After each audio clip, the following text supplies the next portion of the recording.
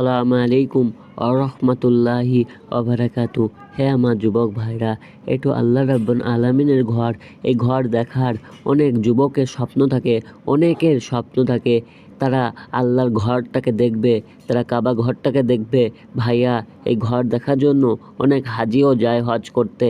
ভাইয়া, যাদের সামর্থ্য হয় না, হজ করতে পারে না, যারা নিয়ত করে যে আমি হজ করব, আল্লাহ রাব্বুল আলামিন বলছেন তাদের যদি সামর্থ্য না হয়, তারা যদি হজ না করতে পারে, যদি মৃত্যু গ্রহণ করে, আল্লাহ রাব্বুল আলামিন বলছেন তাদেরকে হজ করার সওয়াব দেওয়া হবে। সুবহানাল্লাহ। ভাইয়া, যদি কারোর সামর্থ্য থাকে অবশ্যই আপনারা হজে যান এবং হজ করেন। ভাইয়া, যাদের সামর্থ্য নাই মনে কষ্ট নেবে না, আপনারা অবশ্যই হজ করতে পারবেন একদিন। আল্লাহ রাব্বুল আলামিন আপনাদেরকে অবশ্যই একদিন ডাকবে তিনার ঘরে। আসসালামু আলাইকুম ওয়া রাহমাতুল্লাহি ওয়া বারাকাতুহু।